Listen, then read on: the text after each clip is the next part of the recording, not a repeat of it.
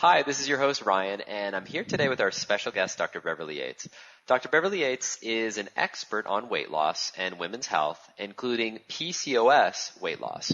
She has over 2 decades of clinical experience. She's a caring doctor and a lifelong athlete. And in her former career as an MIT-educated electrical engineer, Dr. Beverly was a problem solver. And now as a doctor, she continues to use her problem-solving skills to help other women solve their weight loss problems.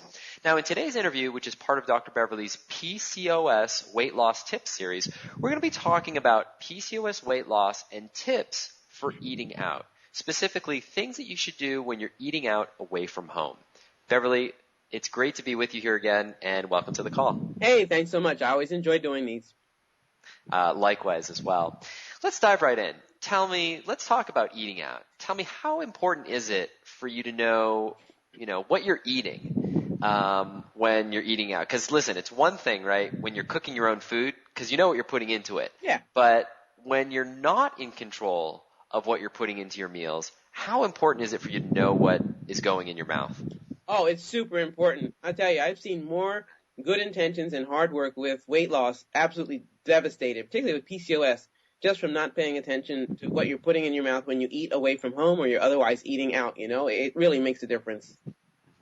It almost feels like it's like like the rules don't apply. Yeah. Like all rules go out the window. Because like when you're in control over what you're making and cooking, it's like you need to be aware. You need to watch out, because if you put a pound of butter in something that you're cooking, you put it there, so you're not going to do it. But it's almost like when you eat out, it's easy to be the ostrich, just putting your head in the sand and not really taking control over what you put in your mouth. Talk a little bit about that.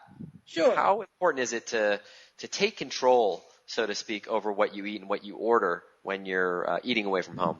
Yeah, it's of critical importance. And I'm not saying that a person needs to be a control freak, but they do need to take control and really take charge. And here's what the difference is. When it comes to PCOS, polycystic ovarian syndrome, and how difficult it makes for women to lose weight and to be successful with that, to both lose it and then maintain their weight loss, the name of the game, as anybody who's looked at any of my work, you've got to know this by now. You've got to control your blood sugar. And if you aren't in control of your blood sugar, you will not have success with the weight loss, either losing it or keeping it off. So then when you go out, it's kind of like a wild card, right? It's Pandora's box. So if you don't take charge of that, then you're saying to yourself, it's okay to not have success with PCOS weight loss. You're telling yourself and your body, you're just going to whipsaw it all over the place, and whatever happens, happens. And so some of the consequences of that is just that continued feeling of frustration, of failure, of disappointment, a continued sense of the body doesn't work right, etc. When actually, you're not setting the game up so you can win, so to speak. It's one of those things where taking charge is really important, and having that intention that you're going to be really consistent, including when you go out. I mean, over the years, Ryan, I cannot tell you how many, particularly women, have said to me, in fact, I don't think I've heard a man say this, but women will say, oh, I'm going to a party. If I eat a cheesecake at a party, the calories won't count, or something to that effect. Right. Which is really crazy. The sense doesn't matter. It's what you're actually eating. Right. And even though it's probably said sort of jokingly and whatnot, but that's the attitude. Yeah. It's sort of like you kind of, there are almost 2 sets of rules that apply. One at grandma's house and one at home. If you're a kid, and it's sort of like if you're, trying to take control of your own health and your diet, it almost feels like there are 2 sets of rules that apply. One when you're eating out and one when you're at home. Yeah, it's true. Which we know isn't a good thing. So in terms of taking control over what you eat, one of the things that comes to mind is knowing what you're eating. And if you're not the one making the food, then that means that you probably need to ask some questions, like what's in this, how many calories, that sort of thing. Is it okay to do that, to ask a lot of questions about the food that you're eating when it's prepared or cooked by someone else? Oh, yeah, you bet. Now, some people were raised perhaps with a set of cultural beliefs or manners or a regional etiquette that says it's really not okay, that one should always be gracious, grateful, and thankful for the fact that someone else has prepared the food. I'm not saying to be a rude person at all. I think good manners matter, and there's a lot of value in that. But I do think it's okay. In fact, I know it's necessary to ask how food is prepared so that you can stay on the path to success with PCOS-related weight loss challenges. If you don't do it, you won't know. Some foods have added calories, usually in the way of fat added, that you might not necessarily taste. Most people, I think, can taste if sugars or sweet stuff has been added. But nonetheless, it's really a great idea always to ask questions about how food is prepared if you are at all unsure. Like a common example might be some appetizers that come with sauces. You might want to ask, what's in the sauce? Some sauces are very low calorie. Some sauces are super high in calories. If you go out to eat like at some of the national food chains like TGIF, thank goodness it's Friday, or some of the steakhouses, other, big, large national food chains and restaurants, many of them anymore have the calorie counts on the menu. I can't tell you how often when I'm going out, I hear people gasp around me. They're shocked at the calorie counts just for the appetizers, never mind the entrees and desserts. They could walk out of there having had in that one meal 3,000 to 5,000 calories. Look, unless you're an Olympic level athlete, forget it. You can't eat that much in a day and expect to lose weight. So yeah, you got to take charge here. This is no joke. What are some of the questions that are worth asking? Like, what are some of the things that, on the surface might not seem obvious, but that you might want to ask? Yeah, I can give you a list. Like for instance, I personally can't do cow's milk, right? So I often have to drill down on the usual suspects. So if I'm going to order a dish that's a salad, for instance, I'll ask, is there any cheese added to this salad? Because some restaurants routinely finish their salads with some kind of a cheese, even though it's not listed on the menu. Right. And if you have PCOS, you're going to need to know that. If there's sauces or gravies, or if there's any meal or any portion of the meal that might be likely to have sauces or gravies added, you need the details. Number one, gravy, it's gone. Bye-bye. You can't have it. Sorry, ladies, the gravy is just not going to work for you because gravy's always made with refined flour, with grains, which is just your nemesis. It's your arch enemy. It's your kryptonite. You can't have it. Just no gravy. Sauces, if they're like, say, based on like grapefruit juice or lemon or lime, something like that, that's probably going to be okay, provided they haven't slathered it with a lot of, say, cornstarch and some other things that are going to do what? They're going to spike your blood sugar. You're back in trouble again. You're better off, let's say, having vegetables plain, if the sauce and gravy thing is just too much to deal with. Sometimes kitchens in restaurants are happy to accommodate you. Sometimes the people in the back of the house there, the restaurant, are not that skilled or otherwise unable to accommodate requests. And so, like I said, you're better off having your food plain. So if it's vegetables and they're otherwise going to, put a ton of gravy or sauce on there, ask for them steamed. And they might look at you funny, but make sure they understand you want nothing added. And if you have to, tell them that you're allergic. I hate to say lie, but I have noticed if you say the word allergy, restaurant staff pay way better attention. It's, you're so right about that. Our son is allergic to egg, and there are a lot of things that have egg in them, just beyond just eggs themselves. So there are a lot of questions that we need to ask. We need to make sure, make sure there's no mayonnaise on, the sandwich as an example, because, mayonnaise has egg, and they're very, typically very good about that. It's funny that you brought up the topic of steamed vegetables because, that's often a side dish that I'll order. And I remember at a restaurant recently, I'd ordered, steamed vegetables, and I didn't think to ask if there was anything added to the steamed vegetables, but the vegetables came back with my meal, and it was in a little dish, and the quote unquote steamed vegetables were covered in butter. And it's funny. So it's, I think another question to ask is to just triple check, if you're getting something like steamed vegetables or salad, like you said, ask, is there cheese added to the salad? Can you please, remove that? Are there bacon bits added to the salad? Can you please remove that? Are there croutons added to the salad? Yeah. If there's butter added to these steamed vegetables, can you just make them steamed with absolutely nothing, no butter on them or anything like that? Right. And it's funny because it kind of leads to another question that I'm curious, which is, say you get something, you're at a restaurant, you get something, and it either isn't what they promised or isn't quite what you expected. Like the case of the steamed vegetables, slathered in a, giant stick of butter. Yeah. Is it okay to send food back to the kitchen? Oh, yes, absolutely. And it's not bad manners to do that. Over the years, sometimes in eating out, whether for business or for social purposes with family, I've noticed sometimes people are reluctant to send things back to the kitchen when it's not quite right. particularly if they've made already the effort to clearly communicate and express what their needs are. Look, the restaurant business, a party, you're there as a guest, right? And particularly in a restaurant, they're there to serve you and to meet your needs. And if what they've produced is inadequate, you need to send it back. It isn't bad manners at all. So don't struggle with that one even for a minute. And if you were raised to believe that that's bad manners, et cetera, I'm going to ask you to just step outside of that for the sake of your health. For polycystic ovarian syndrome, PCOS, this issue with weight loss is just really stubborn and deep.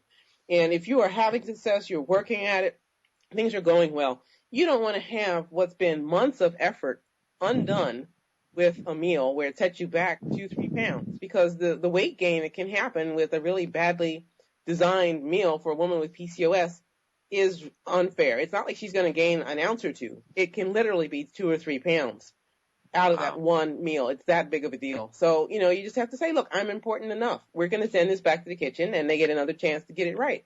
Or maybe your meal will be free. Some restaurants, if they make a mess of it, they'll comp you. They'll make it complimentary, and they won't charge you for your meal, or maybe some portion of it, or beverages or something like that. But you really do have to be insistent. Take it seriously. Treat it as if it were an allergy, if you will, and make sure the food that you're eating is in accordance with what you need for your PCOS weight loss success.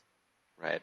One strategy that I think can be helpful is if you almost envision yourself asking on behalf of not yourself, but a loved one. Yeah. Like, just imagine that you had a parent or a child that had some condition that you knew if they put that food in their mouth, it was going to put them in harm's way. Yep.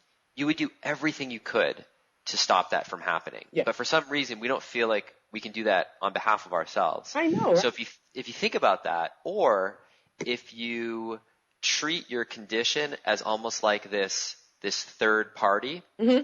So just like an allergy, it's almost like it's something that is separate from you. Yeah. Then it becomes easier, because then you can say, listen, because of this condition that I have, so it's not you now trying to be selfish or rude. Because of this condition that I have, I'm actually not able to eat this, and I hate to do this, but I need to send it back. Yeah. Had I known, had the menu said that, fill in the blank, cheese was added on the salad, I would have asked to have it removed, but the menu didn't say. So would you kindly send it back and replace it with one that doesn't have any cheese? Exactly.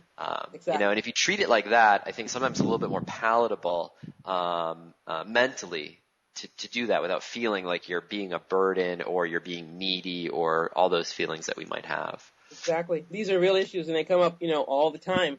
And I find that this is often a silent, hidden place inwardly where people struggle. And then it shows up later, and then, the whole thing starts to go backwards, and they start to feel like, oh, man, I'll never be successful with losing this PCOS weight. And you know what? You got to set the game up the whole day whenever you put anything in your mouth so you can win. And this is a key part of it. I don't want people to feel like they have to stay home and cook every meal. Right. Speaking of that topic, what about, difference between staying at home and making your own meals and eating out? One of the challenges is portion control. Yeah. Talk to us a little bit about that, because it's one thing, right, when you're at home and you can, put your food in a smaller plate, or you control if you got food on the cooktop and you give yourself one helping, you can control the size of that helping. Yeah. It's a different animal when you're eating either at a restaurant or maybe a friend's house at a dinner party. Talk to us about portion control. Sure. This is a really great one to bring up, because I tell you, boy, I've had the privilege. I've really been blessed in life. I've had a chance to travel to other countries and to other continents, and I'm always struck by the size of the portions of food we have here pretty much anywhere in the United States. I mean, our portions are enormous. Other parts of the world, people eat full meals, but much smaller portions. And so some of the women with PCOS-related weight problems have said, consistently that they're having a problem with portion control. They don't necessarily know how to put the brakes on. And if you look at the size even of our dinner plate, it's gotten bigger over the years. If you look at a dinner plate from the 1930s, 1950s, even 1970s, it's at least 25 to 30% smaller than what the typical dinner plate is for sale in the store right now. If you went to Sears or Macy's or Target or Walmart or wherever you might buy dishes from, you will notice, excuse me, if you're older, how much larger the dishes have gotten. If you're a younger person, you may not have that perspective, in which case I would encourage you, if you have access to your grandparents' home or really elderly aunt or uncle, go and look. If they have china or older plates, you will see that the dinner plate is smaller than what you're used to seeing. And it's eye-catching to notice that difference. So for portion control, here's the guidelines I give for most women, because we tend to be smaller than men, sometimes substantially smaller. If you look at the entire area of your hand, let's say if you're going to have meat or fish or seafood, look at the palm of your hand. That's about the right amount to have and not more than that. So you're going to chop off the thumb, okay? Your protein can be that much. Your vegetable portion then can be the surface area of 2 of your hands. That can help you a lot. And if you have 2 of your hands together for veggies, that's going to be your success for PCOS-related weight loss.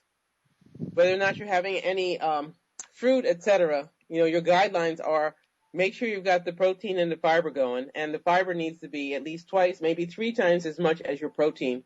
And make sure the fiber is the dark leafy greens. And it's that kind of a relationship you want for your portion control.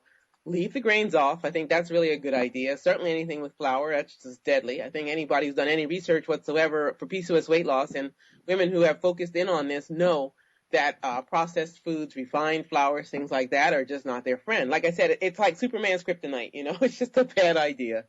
Right, right. What about when you're eating with, like at a dinner party and you have a host or hostess that's inviting you there, and they say, oh, would you like more? Would they might be serving you and kind of filling up your plate, and you run into this sort of tough situation where you've got a portion that's larger than what you should eat, but you risk offending your host or hostess if you either leave food on your plate or you reject something. You say, oh, no, thank you, I don't want to eat that, or I can't eat that, or whatever it may be. How do you what are some strategies to kind of tackle that situation? That's another great question, and that's practical. Social stuff, can really make a difference for weight loss success. So I have 2 strategies that I've used and that I've recommended to others that seem to work really well. One is to talk to your host or hostess in advance. So even if it's that evening or that afternoon, you arrive at the party or the event, whatever it may be, and say, hey, you know what? I'm on a special program. You can blame it on the doctor if you want, or your nutritionist, however you want to do that. But you're on a special program. And you know what? I need to have smaller portions. So can I show you roughly about how much I can actually handle? If you know in advance, obviously, if your host or hostess is going to serve you that way where you wouldn't have the choice. Mm-hmm. Now, if you have a host or hostess that tends to hover and is monitoring everyone's eating and drinking, and their idea of a good time is to stuff yourself, let them know in advance that you're not going to be stuffing yourself. You're going to be having smaller portions. You still love them. You still care about them. You still have high regard for them. And you are not putting on the feed bag today. And just to let them know very upfront that this is what I need. I still have a deep connection with you, and my connection with you has nothing to do with my consumption. I think just having that in a warm, friendly way, whatever is appropriate for your setting, really should go a long way for success. The other way to handle it is go ahead. Let them put whatever there is they're going to put on your plate. Don't struggle with it. Eat the amounts that make sense for you. Again, like I say, look at your hands. Get you an idea in case you don't already have one in your mind, or you're feeling a little panicked, a little emotionally torn, and then say, you know what, I would love to take the rest home. May I? Well, they'll be complimented. They think you want to enjoy it again, which may or may not be true, and it gets you out of what might be a socially awkward situation. Right. No, that's a really smart, really, really smart strategy. Everything, as I've been thinking, everything we've talked about, Beverly, so far, with the exception of kind of the preemptive process that you mentioned before you go to a dinner party, has been kind of when you're already out. Yeah. But usually, not always, but usually we have a little bit of advanced warning, knowing that we're going to be going out to eat. Maybe it's something you planned at the beginning of the week or whatever. Is there anything that you can do specifically for women with PCOS and weight loss, people looking to lose weight in general? Is there anything that you can do before you go out, the days leading up, the hours leading up? Is there anything you can do before you leave the house, maybe like having a plan or something like that, knowing that you're going to be going out to eat? Yeah, that's another strong one. This is one of those sometimes I get on TV here locally around the holiday time. So here's my favorite tips, particularly for parties, things of in advance, or an entire season, like the holiday season at the end of the year, where there's going to be nonstop temptations. And your plan can be this. You can say, okay, I'm going to make it a point to focus in on the appetizers. Let's say it's a party, there's a lovely spread, maybe there's things on the buffet in someone's home, maybe you're out at a restaurant, maybe you're at a fancier environment, maybe it's a catered event. Usually at those spreads, there are some really low-calorie choices. It might be the fresh, crisp veggies, that you can use instead of, let's say, crackers, which obviously crackers, refined flour, is just the nemesis for PCOS weight loss. You can replace chips, corn chips, potato chips, etc., with cucumber slices. They are a viable option. Zucchini strips, whatever works, whatever tastes good, feels good to you. And just keeping that mindfulness in mind. When I see this, I'm going to use that. So if I have a problem with chips, and I know chips just spike my blood sugar, of course they do, right? And they add to the weight, and the next thing I know, I'm just fatter and fatter. I'm going to go for the vegetables and the less starchy, less blood sugar impacting green vegetables, and use those instead. You also know that most dips will probably be out. The one exception that's safe every time I've ever seen it has been salsa. Just about every kind of salsa is low calorie, low blood sugar impact. The one exception to salsa can be mango salsa, because mangoes are sweet with the kinds of sugars that can spike your blood sugar. So if you're really sensitive on the blood sugar side, you might want to avoid a mango-based salsa. Other salsas that are tomato-based, green pepper, cilantro, cumin in it, yeah, eat all you want of that. It's like maybe 15, 20 calories. You can fill up on the salsa. Stick with the vegetables. If they have seafood and shellfish, that tends to be a lower calorie option, particularly the shellfish, seafood, again, minus the sauces, right? So if you've got shrimp and you're not allergic to it, enjoy that. You can really fill up on that. Super duper low calorie. Certainly not a lot of fat, hardly any fat really, in those kinds of choices. So it's that kind of thinking in advance. What am I likely to run into? And you know what's typical in the parties in your area. If you're going to run into blue cheese and you know that it's going to just blow you up from the point of view of calories and all, then you come up with other things. If you need to, bring your own salsa, but just be mindful and look for other options that can potentially work for you. Excellent. Excellent. Very, very, very smart. Is there anything else on the topic of eating out and managing PCOS weight loss that we haven't talked about that we should have covered? No, I think we've covered it pretty thoroughly, at least for today. Beverly, thank you so much for your time today and for being with us again. All right. Thanks so much. Take care. To learn more about Dr. Beverly Yates and her programs, and to get a complimentary free report containing weight loss tips and secrets, all geared specifically for women with PCOS, visit PCOSweightlosstips.com. Once again, that's PCOSweightlosstips.com. Thanks so much for being with us. Take care.